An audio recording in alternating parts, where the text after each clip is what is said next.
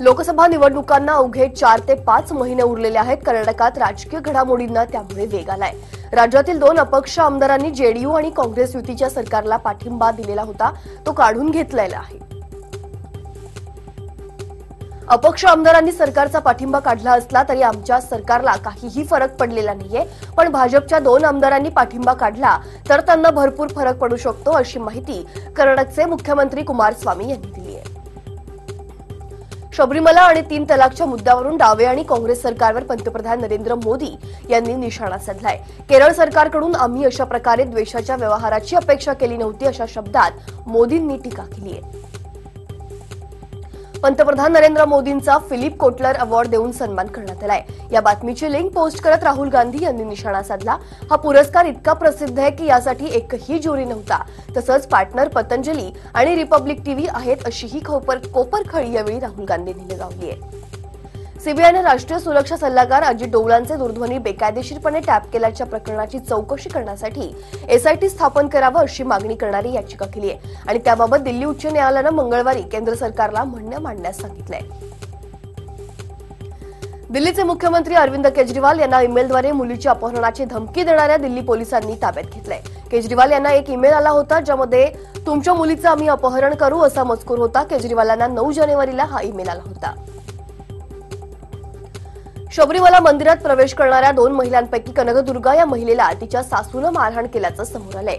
2 जानेवारीच्या पहाटे बिंदू आणि कनकदुर्गा या 50च्या आतल्या 2 महिलांनी शबरीमलामध्ये प्रवेश करून भगवान अय्यप्पांचं दर्शन घेतलं. हिंगोली लोकसभेचे खासदार राजीव सातव यांना संसदेतील अष्टपैलू कामगिरीबद्दल सलग 4थ्यांदा संसद रत्न पुरस्कार जाहीर झाला. येत्या 19 जानेवारीला तामिळनाडू इथल्या राजभवनात राज्यपाल बनवारीलाल पुरोहित यांच्या हस्ते या पुरस्काराचं वितरण होणार आहे. सवर्णांना 10% आरक्षणाचा कोटा 2019च्या शैक्षणिक सत्रापासून लागू होणार आहे. मनुष्यबळ विकास मंत्री प्रकाश जावडेकरांनी तशी घोषणा केली आहे. देशभरातील उच्च शिक्षण संस्था आणि विश्वविद्यालयात 25% जागा या वाढवण्यात देखील येणार आहेत. देशातील आर्थिक दुर्बलांसाठी केंद्र सरकारनं 10% आरक्षणाचा केलेला कायदा आता झारखंड सरकारनं लागू केलाय. त्यामुळे राज्यातील खुल्या गटातील उमेदवारांना सरकारी नोकऱ्या आणि उच्च शिक्षणामध्ये आरक्षणाचा फायदा घेता येईल.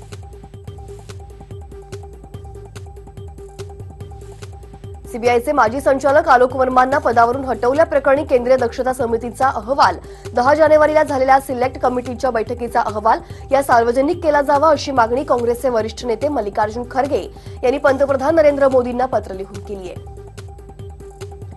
राम मंदिराच्या बांधकामास काँग्रेससह सुप्रीम कोर्टातील काही न्यायाधीशांमुळेच विलंब झालाय.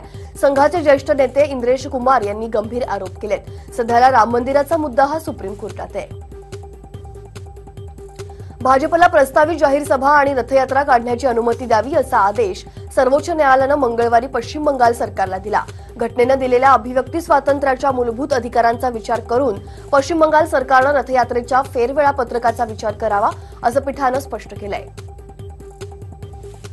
पंतप्रधान मोदींनी ओदिशामध्ये 1550 कोटी रुपयांहून अधिक रकमेच्या केंद्र सरकारच्या प्रकल्पांचं उद्घाटन केलंय. सदर प्रकल्प राज्याच्या विकासामध्ये महत्वाची भूमिका बजावतील असं यावेळी नरेंद्र मोदी यांनी म्हटलंय.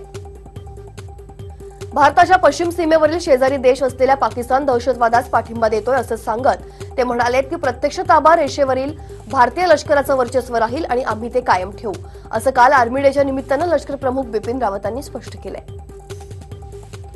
सीएसएमटीवरून आता राजधानी एक्सप्रेस धावणाऱ्या रेल्वे मंत्रालयानं हिरवा कंदील दिलाय. बुधवारी शनिवारी हा धावणाऱ्या राजधानी एक्सप्रेस याआधी राजधानी एक्सप्रेस फक्त पश्चिम रेल्वेवरच धावायची. जेट एअरवेजमध्ये आमच्या शत्रूचा हिस्सा आहे, त्यामुळे जेट एअरवेजमध्ये गुंतवणूक करण्यात आम्हाला अजिबात रस नाहीये असं कतार एअरवेजचे सीईओ अकबर अल बाकेर यांनी स्पष्ट केलंय. सध्या कर्जाच्या विळख्यात बुडालेल्या जेट एअरवेजमधला काही हिस्सा हा इतिहाद एअरवेजकडे आहे.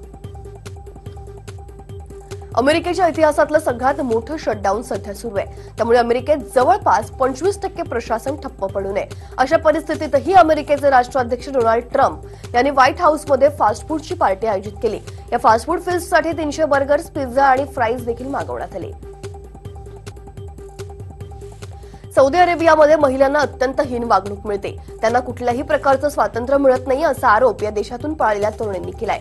मूळची सौदी अरेबियाची असलेल्या आणि कुवेतमधून पळून गेलेल्या 18 वर्षीय तरुणीला बँकॉक विमानतळावर अडवण्यात आलं आणि राहक मोहम्मद अल क्युनिन असं तिचं नाव आहे.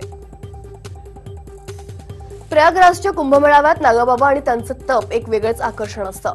त्रिवेणीमध्ये शाही स्नान केल्यानंतर भाविकांचे पाय या साधू संन्यासांच्या दिशेनं मोठ्या संख्येनं वळतात. प्रयागराज इथल्या कुंभमेळ्यात वेगवेगळ्या आखाड्यांच्या साधू संतांच्या शाही सवाऱ्या या भाविकांसाठी आकर्षण ठरत आहे.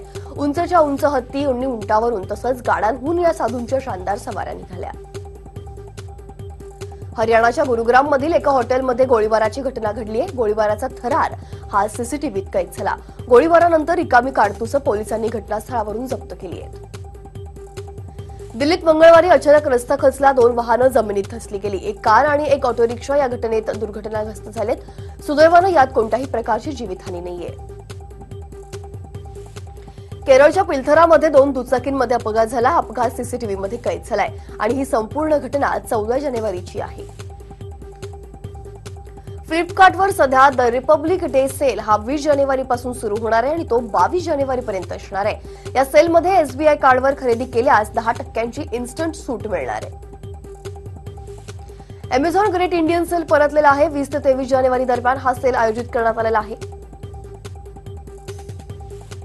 ऑनरचा ऑनर 10 लाईट हा स्मार्टफोन भारतात लॉन्च करण्यात आला. या फोनची विक्री ही फ्लिपकार्टवरून एक्सक्लुझिव्ह होणार आहे अशी माहिती या कंपनीकडून देण्यात आली आहे.